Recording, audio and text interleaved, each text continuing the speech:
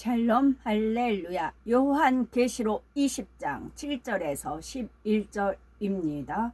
천년이 참에 사탄이 그 옥에서 놓여 나와서 땅의 사방 백성 곧 곡과 마곡을 미혹하고 모아 싸움을 붙이리니 그 수가 바다의 모래 같으리라.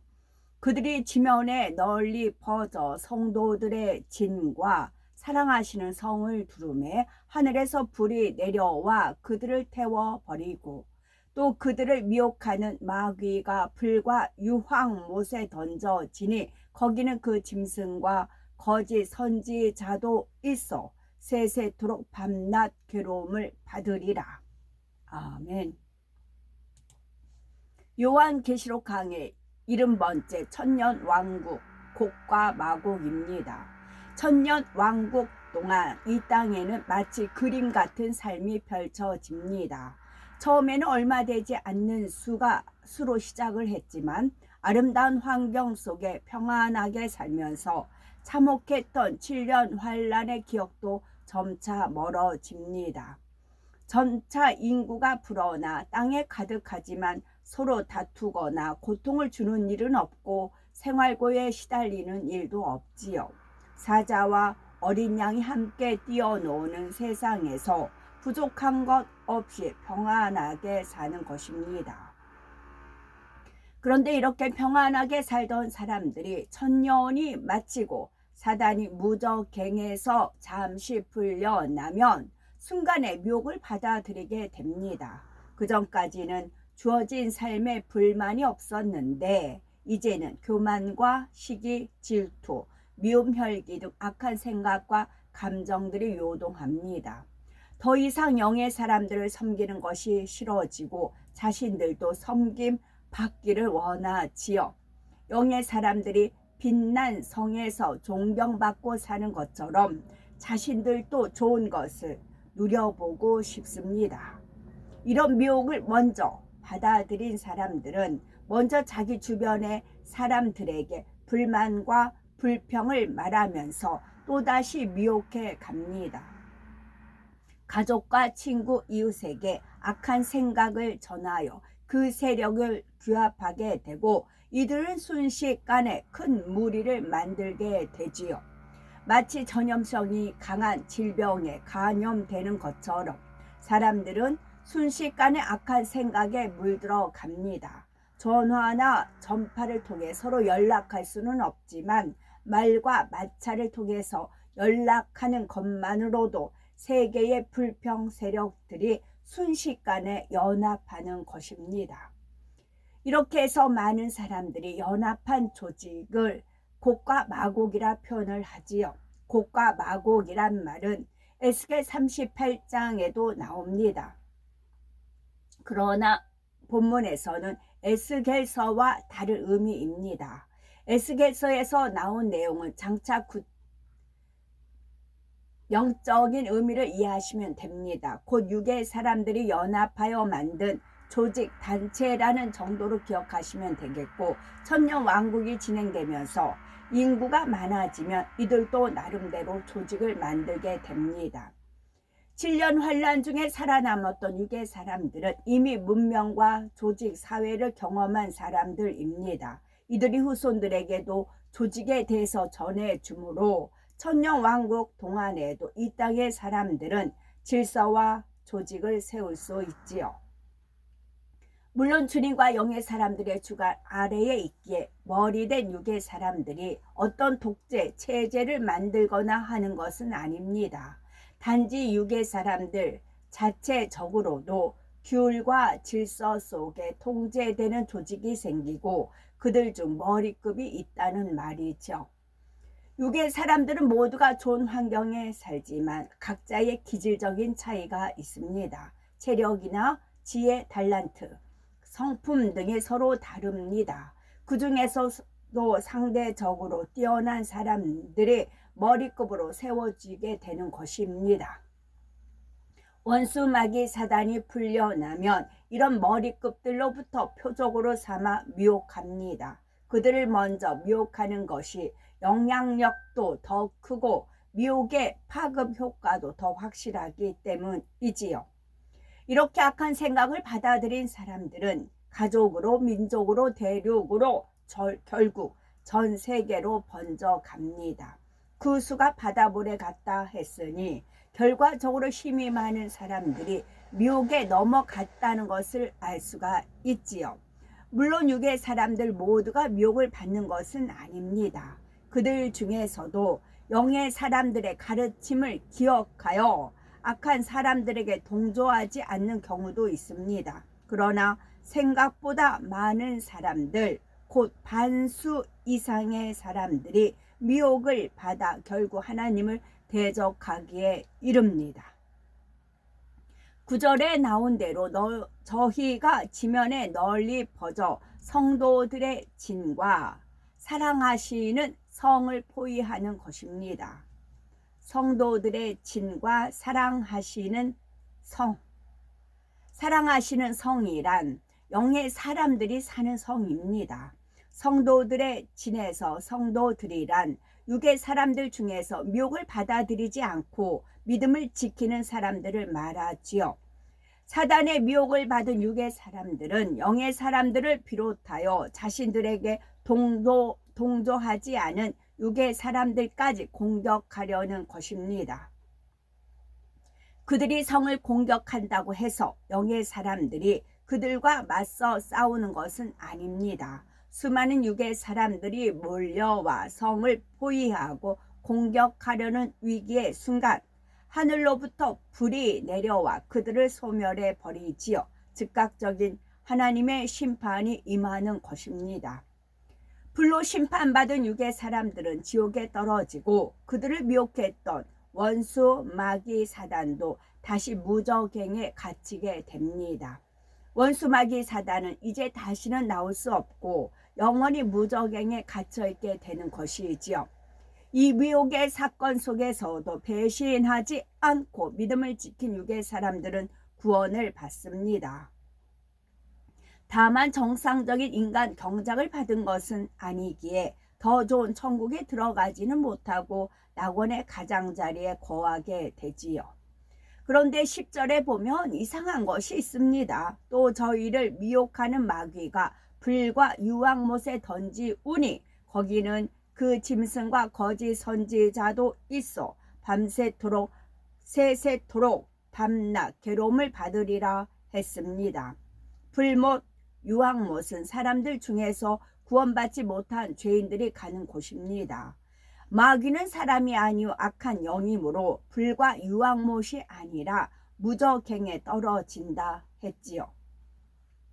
그런데 왜 본문에는 저희를 미혹하는 마귀가 불과 유황못에 던지운다 했을까요?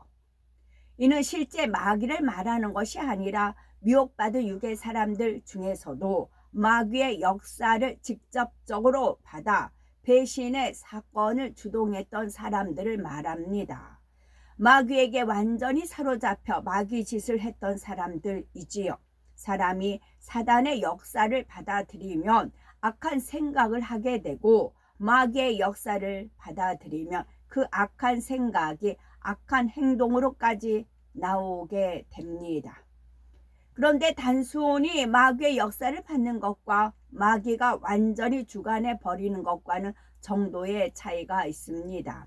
종종 세상에서 인간이 어떻게 저런 악행을 할 수 있나 할 정도로 이해할 수 없는 일들이 있습니다.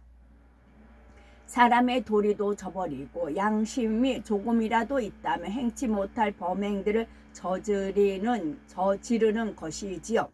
이런 것을 보면 세상 사람들도 마귀 짓이라는 표현을 쓰기도 합니다. 이런 악한 일들이 바로 마귀가 그들을 사로잡아 자기 마음대로 조정함으로 일어나는 일들입니다. 악을 행하는 사람 편에서는 자신의 의지로 행동한다고 생각하겠지만 실상은 마귀가 완전히 주관하는 것이죠.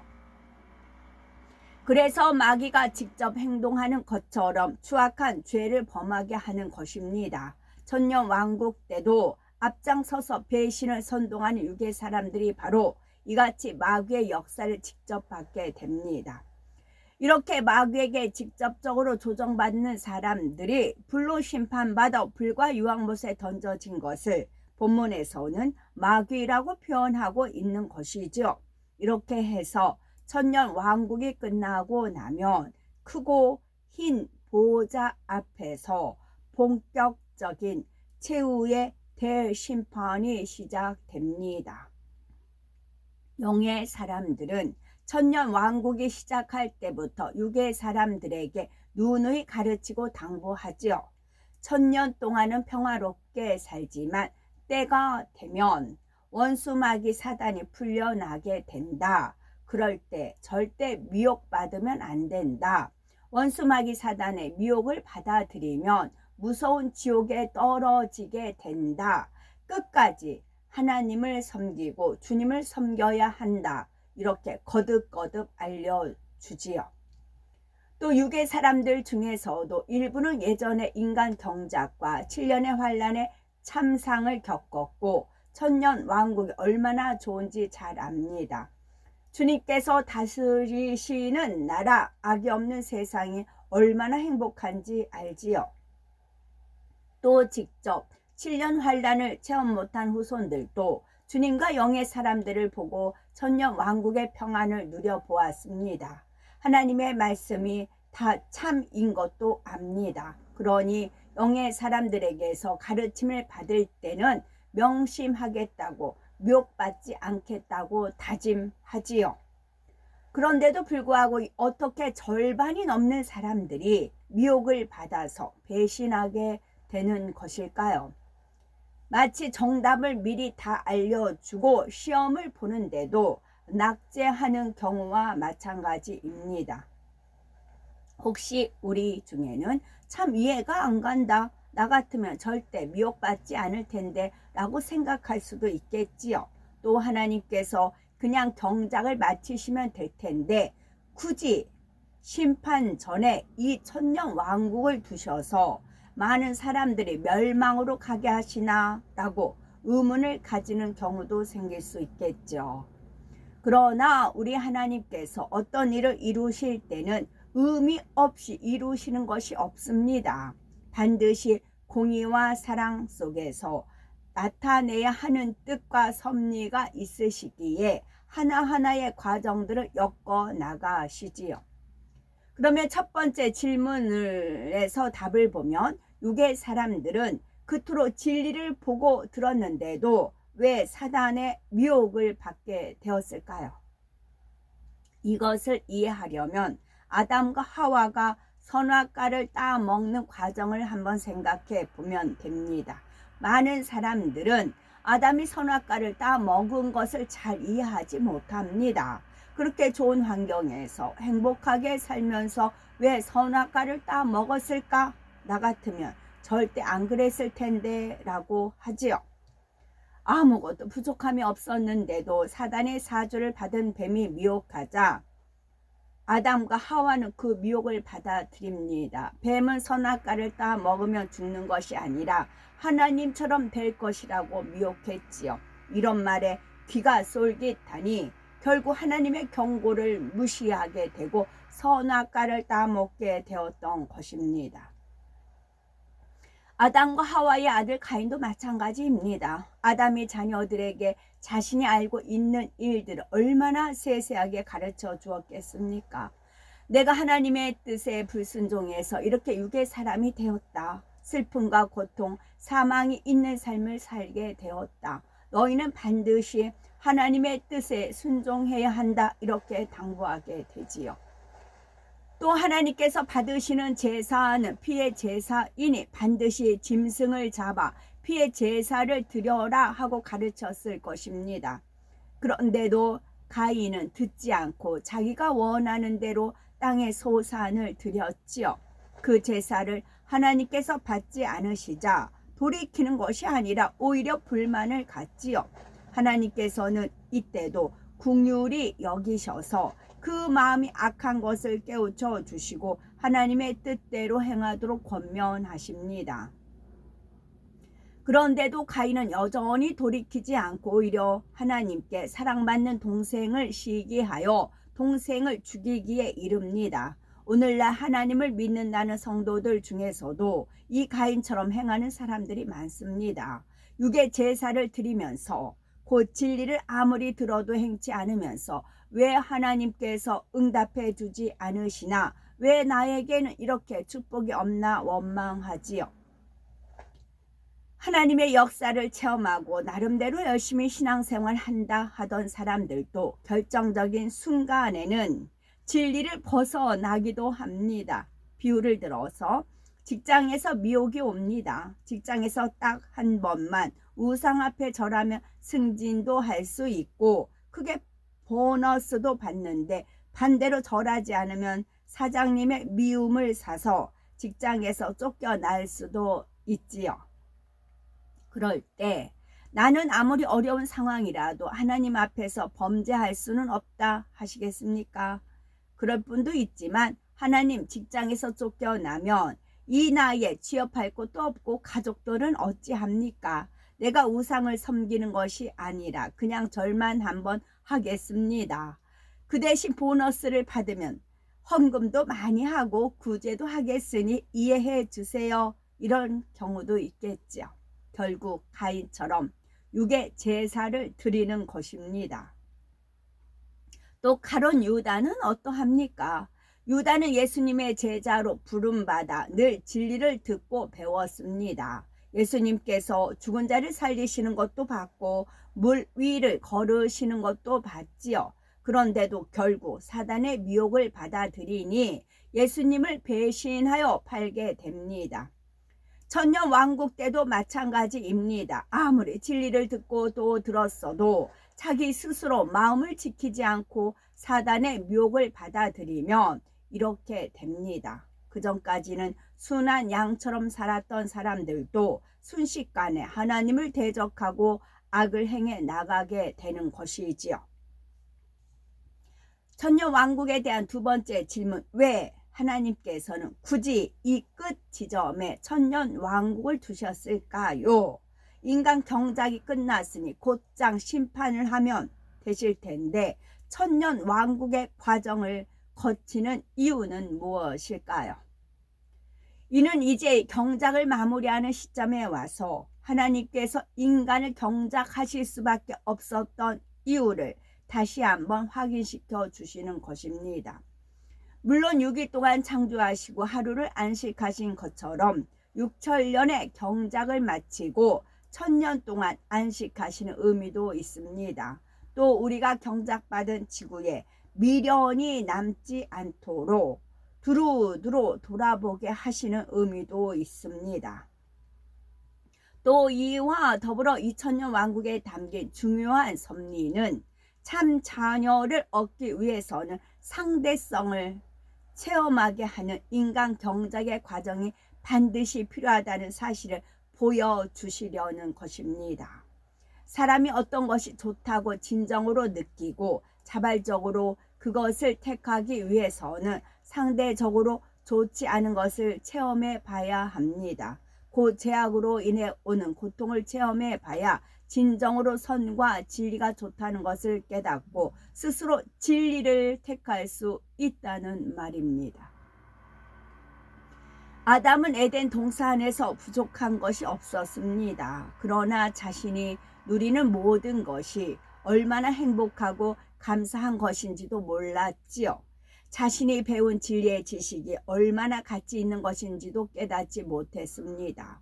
고통이나 슬픔, 죄와 사망을 체험하지 못했고 어떤 불행을 느껴보지 못했기 때문입니다. 물론 지식적으로는 들어서 알지만 마음 깊이 깨닫지는 못했다는 것이지요. 좋은 것만 주신 하나님께 중심에서 사랑과 감사를 드릴 수도 없었죠. 그러므로 부족한 것이 없어 살면서도 자유의지 가운데 하나님의 말씀을 벗어나서 선악과를 따먹기에 이른 것입니다. 천년 왕국 때 육의 사람들도 마찬가지입니다. 천년 동안 수없이 가르침을 받았으면서도 막상 사단이 미혹하면 자유의지 속에서 그것을 받아들이는 사람들이 생기지요. 이는 천년 동안 어떤 고통을 겪어보지도 않았고 사망의 무서움에 마음이 와닿지 않기 때문입니다. 자유의지란 바로 이런 것입니다. 선을 택할 수도 있고 악을 택할 수도 있습니다. 마음에서 정말로 선이 좋다고 깨달았다면 절대로 악을 택할 리가 없지요. 그러나 악이 얼마나 고통스러운 것인지 모른다면 뱀의 유혹을 받은 하와처럼 그럴듯한 미혹을 받을 때 흔들려서 악을 선택할 수가 있는 것입니다. 그러기 때문에 중심에서 선을 택할 수 있고 하나님을 사랑할 수 있는 참 자녀가 되려면 반드시 상대성을 겪어야 합니다. 그래서 인간 경작의 과정이 있어야 했고 인간 경작을 이루기 위해서는 원수마귀 사단도 있어야 하고 지옥도 있어야 하는 것입니다. 그러면 세 번째 질문, 똑같이 자유의지를 주어도 어떤 사람은 선을 택하고 믿음을 지키지만 어떤 사람들은 악을 택해서 멸망으로 갑니다. 그러면 전지전능하신 하나님, 사랑의 하나님께서 선한 사람만 만드시지 왜 배신하는 쭉정이 같은 영혼들을 만드셨나요? 이런 질문을 하는 사람이 있지요. 악한 사람을 만들지 말고 선한 사람만 만들면 되지 않느냐라는 것입니다. 그러나 선한 사람이 되고 악한 사람이 되는 것은 하나님께서 만드신 것이 아니라 철저히 그 자신의 선택입니다. 비유를 들면 농부가 농사를 지을 때는 좋은 씨를 심습니다. 모든 씨앗에 정성을 다해 비료와 물을 주고 잡초를 뽑아 주지요. 그런데 같은 씨에서 자란 이삭 중에는 알이 꽉 찬 알곡만 있는 것이 아니라 속이 빈 쭉정이가 나옵니다. 농부가 쭉정이를 만든 것이 아니라 농사의 결과로 나온 필연적인 부산물이지요. 쭉정이를 하나도 안 만들려면 농부가 농사를 짓지 않으면 됩니다. 그러나 농사를 짓지 않으면 알곡도 얻을 수가 없지요. 마찬가지로 하나님께서는 참 자녀를 얻기 위해 인간 경작을 진행하시며 사람으로 하여금 상대성을 체험하게 하십니다. 그리고 사람에게 자유의지를 주셨을 뿐만 아니라 무수한 증거들을 통해 선과 악 중에서 무엇을 택해야 할지를 알려주시죠. 우주와 천하 만물을 통해서 창조주를 깨닫게 하십니다. 우리에게 성경을 주셨고 선지자들과 하나님의 종들을 보내셨으며 기사와 표적으로 하나님의 살아계심을 나타내십니다. 그러나 하나님께서 아무리 많은 증거를 보여주시고 아무리 간절하게 당부하셔도 결국 선택은 각자에게 달려 있지요. 자유의지 속에서 진리를 택한 사람은 구원받아 영원한 생명과 천국을 얻게 됩니다. 그러나 그 자유의지 속에 악을 택하면 죄의 싹슨 사망이라는 공의의 법에 따라 지옥으로 갈 수밖에 없는 것이지요. 만약 하나님께서 사람의 자유의지를 조정하셔서 무조건 선을 택하도록 만든다면 악을 택하여 지옥에 갈 사람이 없겠지만 하나님께서 원하신 참 자녀도 나올 수가 없습니다. 또 선만 택하게 만드시고자 한다면 이미 순종만 하는 천사가 무수히 있으니 굳이 인간 경작을 할 필요도 없었을 것입니다. 그러나 자녀를 낳아서 기르는 부모라면 순종만 하는 로봇이 있다 해서 자기 자녀가 필요 없다 하지는 않을 것입니다. 로봇이 아무리 정교하게 만들어져서 사람같이 생기고 사람처럼 행동한다 해도 참 자녀의 의미와는 다르지요. 또한 어린 자녀가 이래도 예 저래도 예 이렇게 자기 의지도 없이 부모에게 예만 한다면 뭔가 이상하게 보일 것입니다. 착하다고 칭찬받는 것이 아니라 오히려 뭔가 좀 모자라서 그런가 보다라고 보일 수가 있겠지요. 자녀들은 자유의지가 있기 때문에 로봇처럼 순종만 하는 것이 아니고 때때로 말썽도 피웁니다. 자기 생각에 맞지 않을 때는 불순종도 합니다. 그러나 철이 들면서 부모님의 은혜를 깨닫고 진심으로 사랑하게 되면 노복과 비교할 수 없는 위로와 기쁨을 부모에게 안겨주지요. 물론 부모에게 고통만 주는 자녀도 있지만 부모가 자녀를 낳아 기를 때는 착하게 잘 자라기를 소망하면서 키우는 것입니다. 하나님께서도 이렇게 사랑을 주고받기 위해 참 자녀를 원하셨으며 그래서 자유의지를 주셨습니다. 자유의지가 있으면 선과 악을 선택할 수 있기에 어쩔 수 없이 그 안에서는 악을 택하는 쭉정이도 나올 수밖에 없지요. 하나님께서는 천년 왕국을 통해 우리에게 이처럼 인간 경작 속에 담긴 여러 가지 의미를 깨닫게 하십니다. 우리가 정녕 이런 섭리를 이해한다면 로마서 11장 33절 말씀처럼 감탄이 절로 터져 나옵니다. 깊도다 하나님의 지혜와 지식의 부요함이요 그의 판단은 측량치 못할 것이며 그의 길은 찾지 못할 것이로다. 참 자녀를 얻기 위한 모든 것을 만세전에 예비하시고 경작하시되 마지막 순간까지 모든 과정을 완벽하게 배치하고 이루어 가시는 하나님이십니다. 우리는 나름대로 경작받는 시간들을 통해 육이 얼마나 무익한 것이며 악이 얼마나 사람을 고통스럽게 하는지 우리는 압니다. 그래서 하나님을 믿을 뿐만 아니라 성결을 사모하며 천국 새 예루살렘을 향해 열심히 달려가지요. 이런 것을 알면서 신앙생활하는 우리는 복되십니다. 그러나 그 신앙의 열매를 온전히 맺기 위해서는 우리가 정령이 결단해야 합니다. 죄성을 덮어놓고 숨겨놓는 것이 아니라 발견하여서 마음에서 벗어버려야 하지요. 천년왕국 동안 화평하게 살아온 사람들도 마음의 죄성을 버린 것이 아니므로 원수마귀 사단의 역사를 받으니 악이 드러납니다. 이처럼 어떤 사람들은 하나님의 역사를 체험하고 신앙생활을 열심히 내다가도 어느 순간 미혹을 받으며 실족하는 것입니다. 마음 근본에서 죄성을 뽑아버려야 어떤 상황에서도 하나님 앞에 신실할 수가 있고 악의 길로 빠지지 않습니다. 주님께서 우리를 데리러 오시기 전 아직 귀에 있을 때에 부지런히 마음을 단장하시고 그래서 주님을 맞게 되는 그 순간 우리는 내가 정령 후회 없는 경작의 시간을 보냈나이다 라고 고백하시고 그래야 하여서 그래서 장차 7년 혼인잔치와 천년 왕국과 영원한 천국의 삶을 맞을 때 가장 영화로운 자리에 서실 수 있는 복된 우리가 되셨으면 참 좋겠습니다. 아멘. 상대성을 체험을 해야 된다. 이것이 어제 하나님의 사랑을 사모하는 자, 하나님의 평안을 바라보는 자, 이 찬양을 제가 이제 30대 저녁 기도회가 있어요. 9시부터 쭉 있으면 항상 이 찬송이 첫 찬송이었어요. 하나님의 사랑을 사모하는 자, 하나님의 평안을 바라보는 자, 네 신음소리와 하나님의 선하심을 그런 내용이었어요.